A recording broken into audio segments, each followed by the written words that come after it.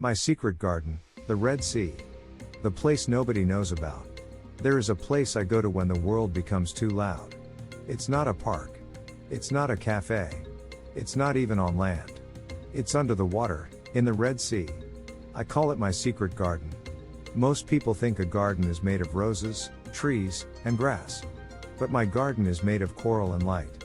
My flowers are not flowers, they are fish, soft corals, sea fans, and tiny living creatures that move with the water. My path is not a walkway, it's the blue.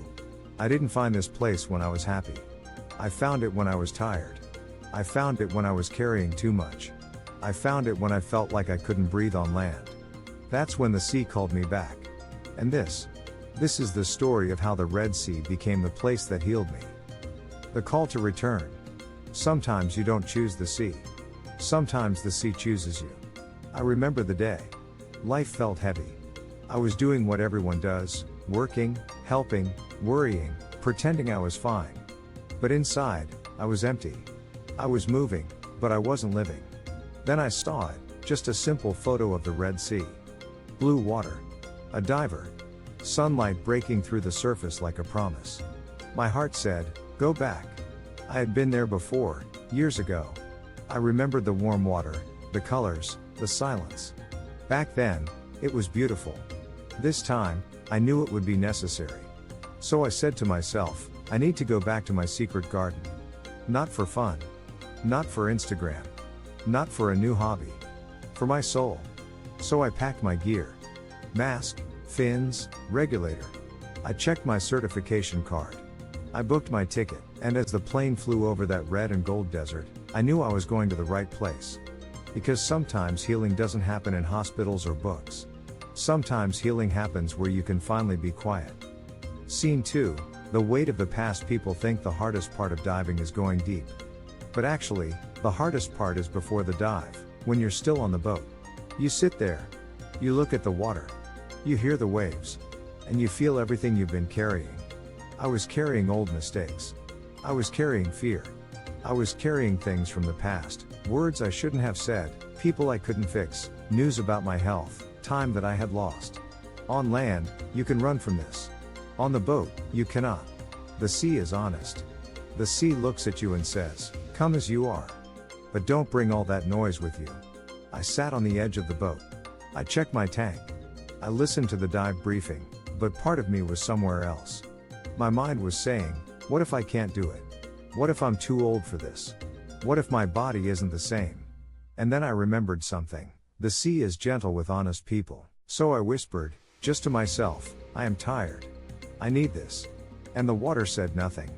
But I felt welcomed. The first dive. 3, 2, 1. Go. I stepped in. The Red Sea wrapped around me like warm silk. The water wasn't cold or shocking. It was soft. It was like the sea was saying, you're safe. You're here. You made it. As I started to descend, I watched the world above me become smaller. The noise of the boat, the people talking, the wind, all of it became distant. All I could hear was my own breath. Inhale. Exhale. Inhale. Exhale. It's funny, on land, I always forget to breathe. Underwater, I can't forget. Breathing becomes a rhythm, a prayer, a meditation. As I went deeper, the colors started to appear. First blue. Then turquoise. Then the sandy floor. Then, like a slow reveal in a movie, the reef. My secret garden.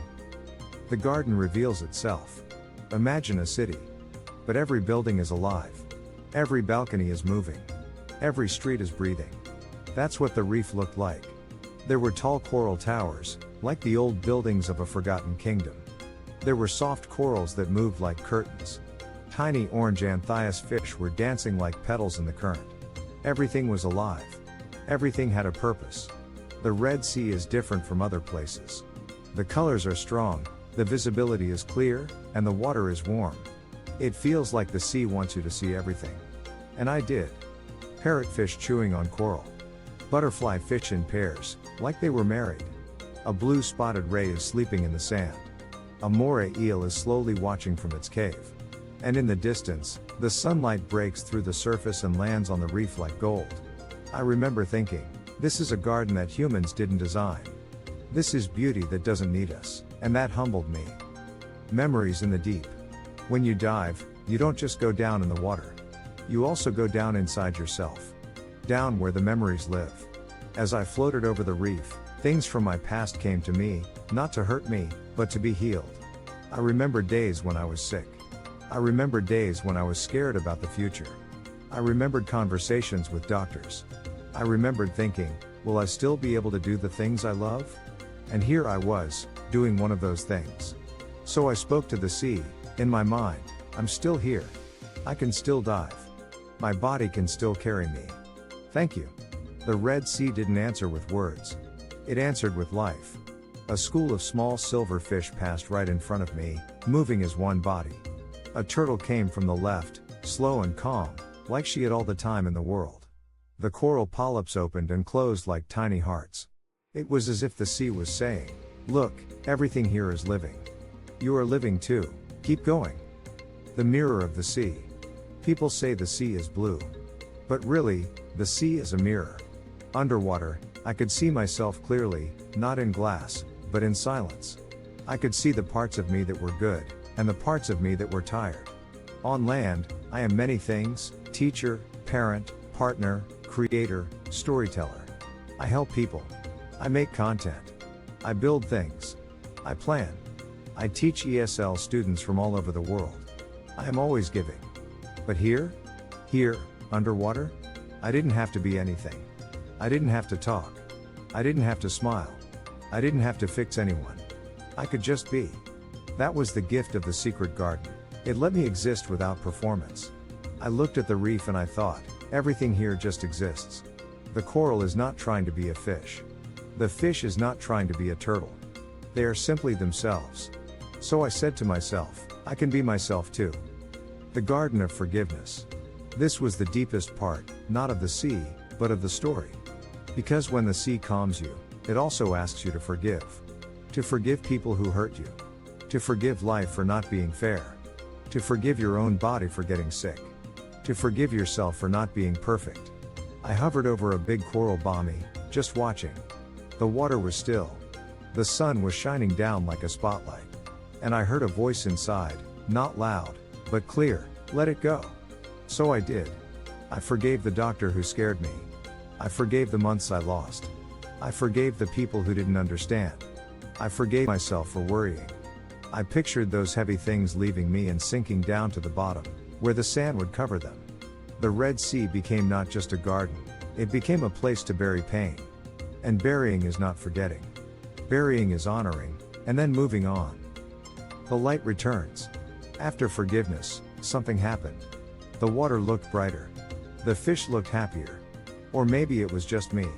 I started to enjoy the dive more. I slowed down. I didn't chase anything. I didn't try to film everything in my mind. I just floated and watched. A school of barracuda moved above me in perfect formation.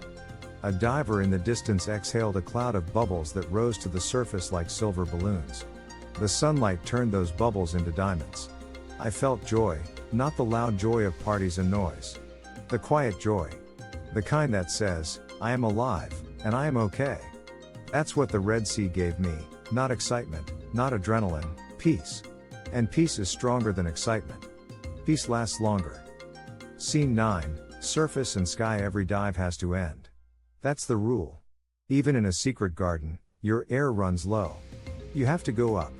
You have to return to the world above, to gravity, to voices, to problems. So I looked at my gauge. It was time. I slowly rose to the surface, letting the water get lighter and lighter. The reef disappeared below me. The blue became brighter.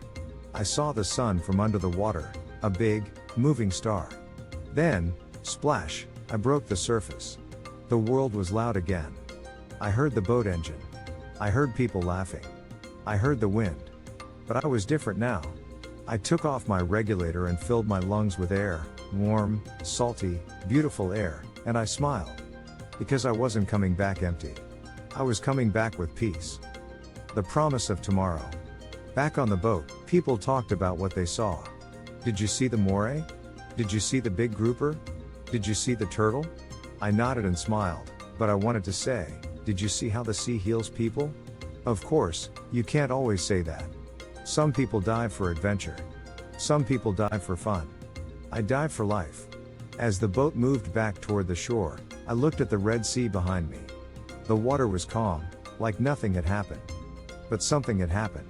I made a promise to myself: when life gets heavy again, I will return.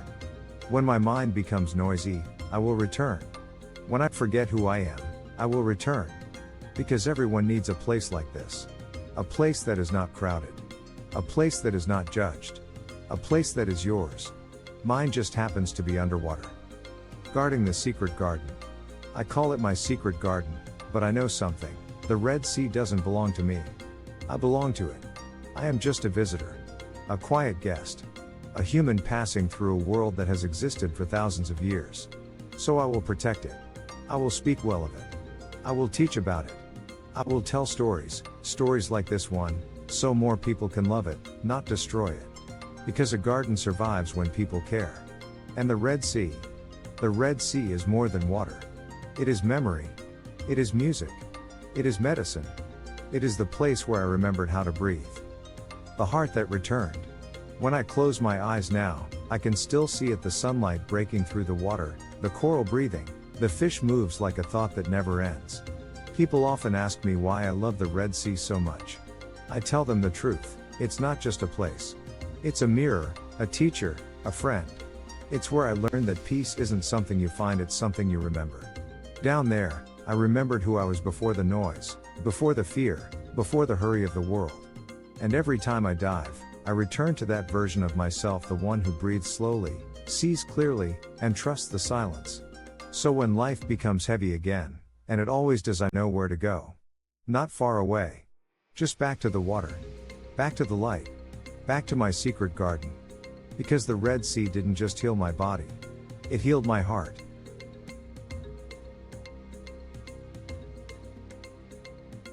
If this story touched your heart, let it stay with you. And when you're ready for more stories that teach, heal, and inspire, subscribe to Freestyle American English Stories. Because every story you hear helps you find your own secret garden.